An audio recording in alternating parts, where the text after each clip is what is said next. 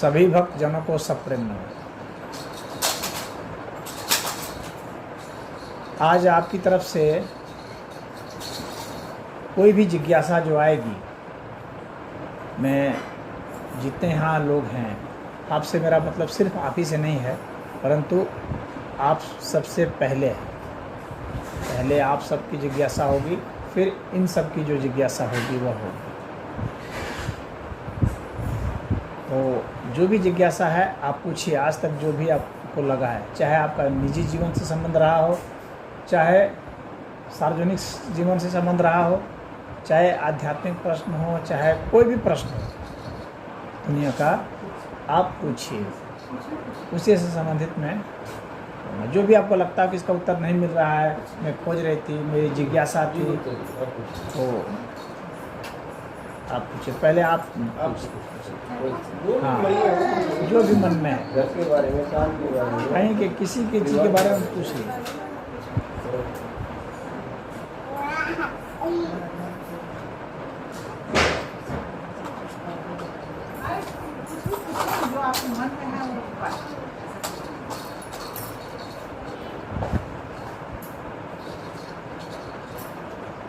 गुरु जी, कोई ऐसा कार्य है जो बाई चांस को हम ना कर पा रहे हो परिवार में, कारोबार में, जिसकी वजह से नुकसान होते हो,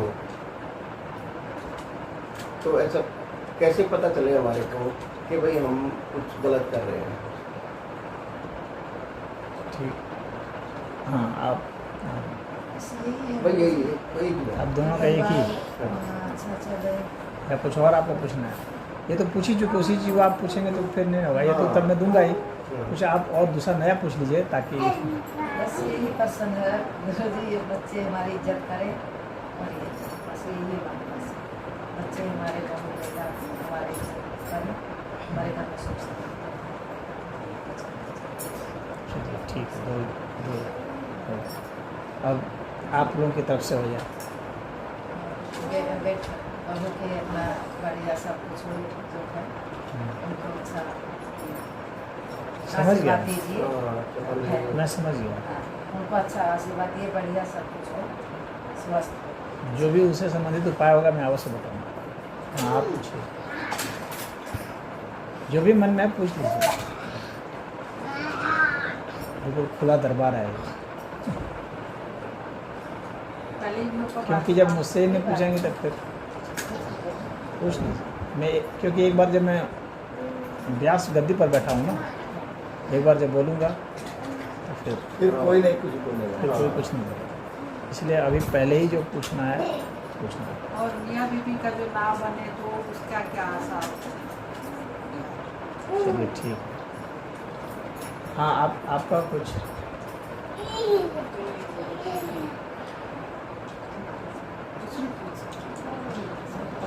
आपका कुछ तुमने दिया मैंने नहीं दिया, इस पर तुमने दिया मैंने लिया नहीं, इस पर और विस्तृत। अच्छा ठीक है। तो सबसे पहले चूँकि प्रश्न इनका था, तो अब जो है इनसे शुरुआत मैं कर रहा हूँ।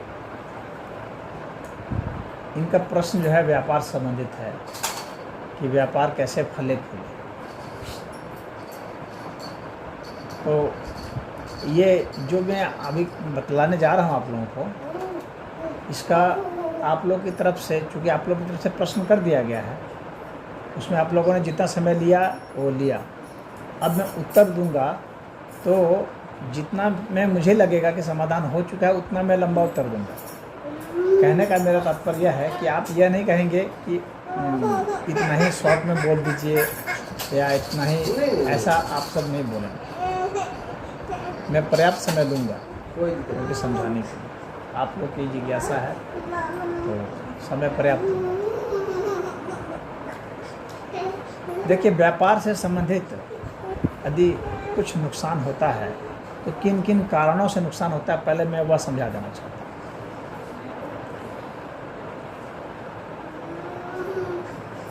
एक तो व्यापार के संस्कार होने चाहिए, जैसे कि आपके कुल खानदान में लोग व्यापार करते आ रहे हो, वह संस्कार होता है, तो वैसे लोग व्यापार में ज़्यादा सफल होते हैं।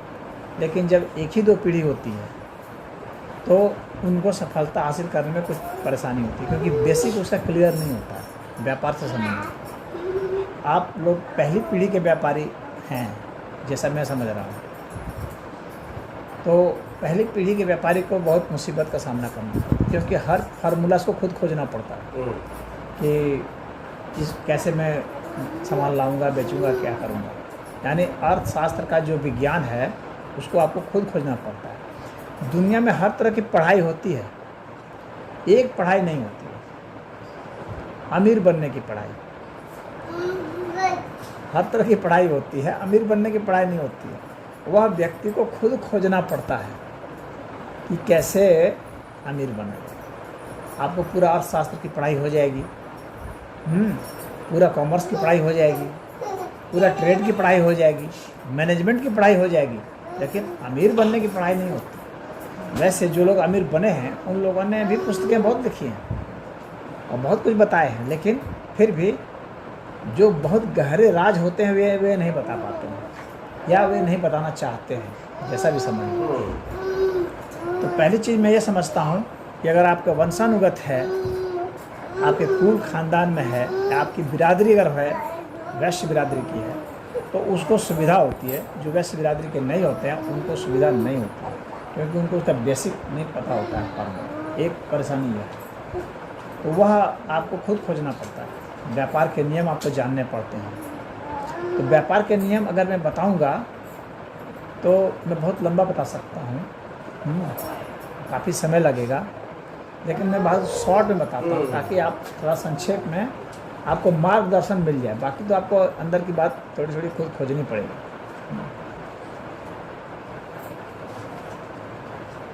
व्यापार का तो ऐसे साधारण सा तो बहुत यह है कि कोई भी व्यक्ति जो है वह लाभ पर बेचना चाहता है।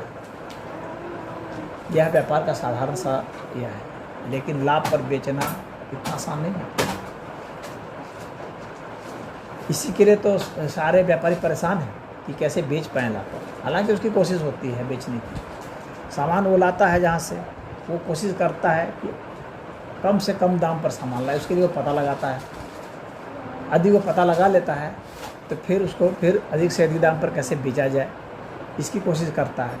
लेकिन अगर अधिक से अधिक दाम पर वह बेचता है तो उसकी क्रेडिट गिर जाती है और वैसी स्थिति में कोई उससे खरीदना फिर नहीं चाहता, वो बदनाम हो जाता है, वो लुटेरा के रूप में घोषित हो जाता है।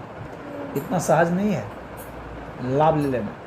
तो वह जो सफल व्यापारी होता है वो कम से कम लाभ लेता है और पैसे को ज़्यादा गति देता है। आप यदि कम लाभ लेंगे तो पैसा ज़्यादा गति प्राप्त करेगा, पैसा ज़्यादा गति प्राप्त करेगा तो आपको ज़्यादा फायदा होगा बनस्पत की आप ज़्यादा लाभ ले लें एकाएक। अगर आपने किसी से बहुत ज़्यादा लाभ ले लिया किसी से, तो हो सकता है कि उस एक केस में आपको फ़ायदा हो गया, लेकिन तमाम जो बिजनेस का जो सिस्टम है उसमें आपको नुकसान हो जाएगा। बिजनेस कोई जुआ नहीं है कि फेंके और तुरंत जो है पैसा फड़ाक से खूब ज़्यादा ले लिए। जुआ नहीं, बिजनेस में सिर्फ परसेंटेज होता है और अच्छे जो सफल व्यापारी हैं उनका परसेंटेज बहुत लो होता है, मार्जिन कम होता है काफ़ी। हो सकता है कि कोई 3% पर बिजनेस कर रहा हो, कोई 2% पर, कोई 1% पर, कोई 5% पर। ऐसा जो बिजनेस करता है, परसेंटेज जितना कम होगा मार्केट में उतना छा जाएगा। दूसरी बात होती है संबंध। आपको जो परेशानी है, मैं यहाँ खुल के बोल रहा हूँ कि आप सब अपने ही हैं। आपकी भाषा बिजनेसमैन वाली नहीं है।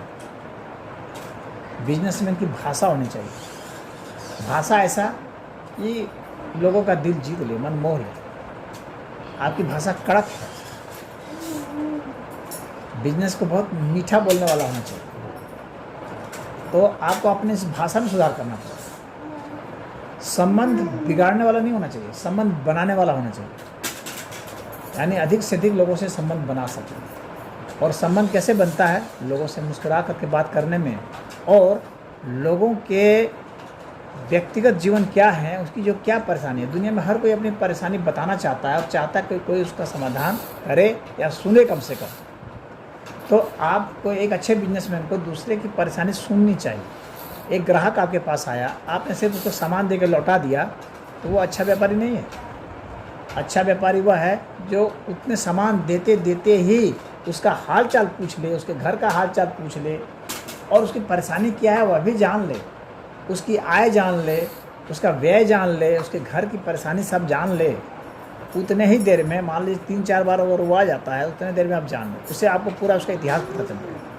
इतिहास जब पता चलेगा तो आप जान सकते हैं कि इसको मैं उधार दे सकता हूँ या नहीं दे सकता, या भरोसे का है या नहीं है। आपको उसका हिस्ट्री जानना चाहिए। अच्छे व्यापारी को हिस्ट्री जानना अनिवार्य है, अन्यथा उसका पैसा रिस्क पर जाएगा सदैव। तो आपको ये इसमें आपको सुधार करना है। इसके बाद क्या है कि आपको शरीर की भाषा आनी चाहिए। शरीर की भाषा, एक तो व्यक्ति मुंह से बोलता है, वह भाषा तो सब लोग सुनते हैं, लेकिन शरीर से भी लोग बोलते हैं। जो छोटा बच्चा होता है वो शरीर से बोलता है, जैसे जैसे बड़ा होता है धीरे धीरे वह मुंह से बोलने लगता है। असली भाषा जो है शरीर की भाषा। एक अच्छे व्यापारी को शरीर की भाषा मालूम हो जाए, यानी किसी की आंख ऐसी है तो इसका मतलब ये किस चरित्र का व्यक्ति है, किसी की नाक ऐसी है तो वो किस चरित्र का व्यक्ति है, किसी के ओठ ऐसे हैं तो इसका मतलब किस चरित्र का व्यक्ति है, भाव भंगिमा ऐसा है कैसे है, वो उसके बोलने का जो स्टाइल है उससे उसका कौन सा व्यक्तित्व तो निखर के आता है। इसका आपको अध्ययन करना पड़ेगा। बॉडी लैंग्वेज का अध्ययन जो जितना अच्छा करता है वो उतना ही अच्छा और बड़ा महान व्यापारी और उद्योगपति बनता है। जितना कम जो करेगा उसको उतनी कम जानकारी है। और बॉडी लैंग्वेज को अच्छा से समझने के लिए क्या करना पड़ेगा, तो आपको बिना मुंह से बोले हुए संवाद करना सीखना पड़ेगा। विशेषकर जैसे बच्चों के साथ सीखिए, भूख लगती है तो वो क्या बोलता है, कुछ और उसकी इच्छा होती है तो क्या बोलता है, क्या करता है। इस तरह से आपको एक एक व्यक्ति की कम से कम बोल करके आप उसके इरादे को भांपने की कोशिश कीजिए। उसके इशारे से समझिए। उसका पैर अगर इधर है इसका मतलब किधर है, उसका दिमाग किधर है। पैर जिधर होगा दिमाग उधर होगा, हाथ जिधर होगा दिमाग उधर होगा। उदाहरण के लिए मुझे इसको अगर छूना है तो मैं हाथ इधर बढ़ाऊंगा, इसका मतलब है कि मेरा माइंड जो है इधर है, समझ रहे हैं। यानी चूँकि मैं बोल नहीं रहा हूँ, मेरा हाथ जब इधर जा रहा है तो आपको समझ जाना चाहिए कि मेरा माइंड जो है उधर है। मेरा पैर अगर इधर घूम रहा है तो आपको समझ जाना चाहिए कि इनका दिमाग उधर है। बात समझ रहे हैं। जिधर आँख गई दिमाग उधर गया, तो आपको ये सब समझना चाहिए। जिधर चेहरा घुमा इसका मतलब दिमाग उधर घुमा। कोई आपके दुकान में आया उधर ताक रहा है, इसका मतलब ग्राहक नहीं है। ग्राहक वही है जो आपकी ओर देख रहा है, आपके सामान की ओर देख रहा है। जो दूसरी ओर देख रहा है वो ग्राहक नहीं। आपको उससे बॉडी लैंग्वेज से समझ जाना चाहिए। वह हमारी दुकान की ओर देखे, इसके लिए ज़रूरी है कि हमारी दुकान में ऐसी चीज़ें होनी चाहिए जो उसकी आंख को पकड़ ले, उसकी छवि बन जाए। तो इसके लिए क्या करते हैं दुकानदार, जो अच्छे समझदार दुकानदार हैं, वे शीशा लगा देते हैं, क्योंकि मनुष्य सदैव अपनी छवि देखना चाहता है। जब आप शीशा लगा देते हैं तो मनुष्य वहाँ पर रुक जाता है अपनी छवि देखने का। मनुष्य को सबसे प्यारी अपनी छवि है, इसलिए तो लोग फोटो खिंचाते हैं। तो अपनी छवि से प्रिय होती है, तो वो अपनी छवि देखता है। इसलिए आपको शीशा लगा देना चाहिए। शीशा लगाएंगे तो वो अपनी छवि देखता है। मनुष्य क्या है, खड़ा नहीं रहना चाहता, वो बैठना चाहता है। बैठने से आराम भी मिलता है, सम्मान भी मिलता है और वह स्थिर हो जाता है। जो स्थिर है व्यक्ति है वही ग्राहक है। जो चल फिर रहा है ना, वो ग्राहक नहीं है। वो कभी भी आपकी दुकान से भाग जाएगा, वो ग्राहक नहीं है। तो आपको समझना पड़ेगा कि वह व्यक्ति जो चल फिर रहा है उसको मैं कैसे रोकूं। इसके लिए कुछ लोग कुर्सी लगा देते हैं, कुछ लोग सोफा लगा देते हैं, कुछ लोग कुछ लगा देते हैं। लेकिन वो बैठने का स्टाइल उसका ऐसा होना चाहिए कि जो आपके ऊपर भारी न पड़े। यह भी ध्यान रखना चाहिए। यानी कोई कुर्सी ऐसी नहीं होनी चाहिए जिसमें हैंडल हो। बात समझ लीजिए। हैंडल वाली जो कुर्सी होती है तो उसमें जो है वो बैठ तो जाता है, स्थिर तो हो जाता है, लेकिन ज़रूरत से ज़्यादा स्थिर हो जाता है। इतना स्थिर हो जाता है कि आपको चैलेंज कर सकता है, आपसे आर्गुमेंट कर सकता है। तो वह आर्गुमेंट नहीं कर पाए, बल्कि आपके मैसेज को सिर्फ ले और उनको बंद कर दीजिए। फ़ोन को भी बंद कर दीजिए। फोन बंद करो। सभी लोग अपने फ़ोन को बंद करें ताकि डिस्टर्ब ना हो। तो आप उसको बैठने का ऐसा इंतज़ाम कीजिए। अगर आप अपनी दुकान में बैठने का इंतज़ाम नहीं रखे हैं, सिर्फ खड़े रखे हैं, तो इसका मतलब आपकी बिक्री घट जाएगी, आपका बिजनेस सफल नहीं होगा। तो इन सब चीज़ों का ध्यान रखा जाता है, तो आपके व्यवहार से ध्यान रखता है। फिर जो है बहुत सारे वास्तु दोष भी होते हैं जिसके कारण व्यक्ति को नुकसान होता है। जैसे आपका कौन सा कोना भारी होना चाहिए, आप सामान कहाँ रखेंगे ज़्यादा, दुकान है आपके दुकान में किस हिस्से में ज़्यादा सामान हो कि उसकी बिक्री जल्दी हो, और किस हिस्से में आप रखेंगे कि बिक्री कम से कम हो, ये सामान के रखने पर भी निर्भर करता है।